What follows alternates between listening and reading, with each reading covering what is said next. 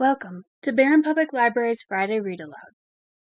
Everyone is special and deserves to be appreciated for who they are. Stories like this one represent the diversity in the world around us. It Feels Good to Be Yourself, a book about gender identity. Written by Theresa Thorn, illustrated by Noah Grigni. This is Ruthie. She's a transgender girl. That means when she was born, everyone thought she was a boy, until she grew a little older, old enough to tell everyone that she's actually a girl. Girl is Ruthie's gender identity. This is Ruthie's brother Xavier. Xavier is a cisgender boy. That means when Xavier was born, everyone thought he was a boy, and as he grew older, it turned out everyone was right. He is a boy. Boy is Xavier's gender identity. There are so many different ways to be a boy or a girl, too many to fit in a book. But not everyone feels like either a boy or a girl. Non-binary is a helpful word that can describe a kid who doesn't feel exactly like a boy or a girl. This is Ruthie's friend Alex. Alex is both a boy and a girl. When Alex was born, everyone thought Alex was a girl. But Alex is both a boy and girl. This is Alex's gender identity. This is Alex's friend JJ.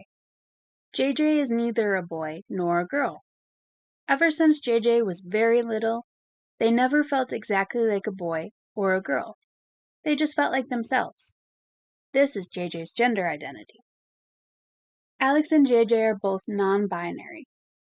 Just like there are many different ways to be a boy or a girl, there are many different ways to be non-binary. Too many to fit in a book. Some kids feel like girls. Some kids feel like boys. Some kids feel like a little bit of both.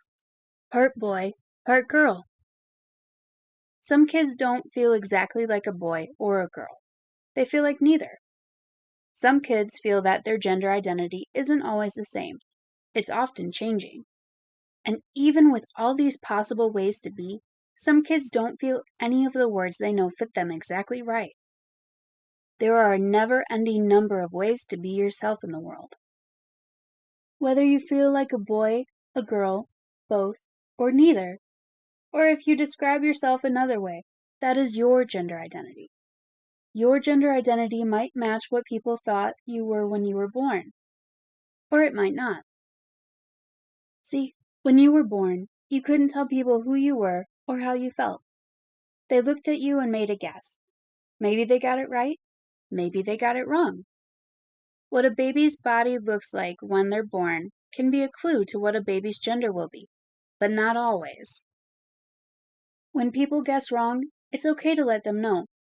Ruthie was 5 when she told her parents, "I know you think I'm a boy, but really I feel like a girl." Oops! Ruthie was a girl all along. They just didn't know it at first. When people guess right, it's also okay to let them know. Xavier was 3.5 when he told his family, "I'm a boy. I like being a boy." You might feel like a boy, you might feel like a girl, you might feel like both boy and girl, or like neither. You might feel like your gender changes from day to day or from year to year. You might feel that none of these words describes you perfectly. You might not be sure yet. Maybe you're still figuring it out. Your feelings about your gender are real. Listen to your heart. No matter what your gender identity is, you are okay exactly the way you are, and you are loved. It feels good to be yourself, doesn't it?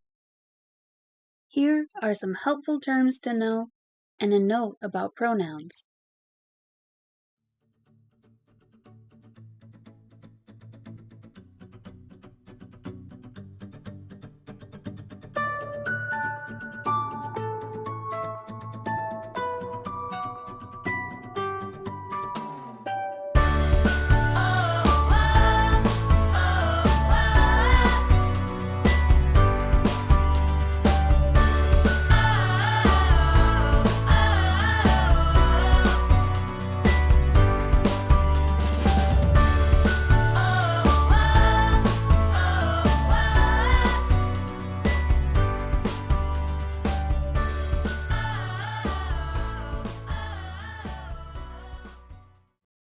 Thank you for listening to this wonderful story. I hope it encourages you to continue being the amazing person you are. Until next time, this is Miss Amanda.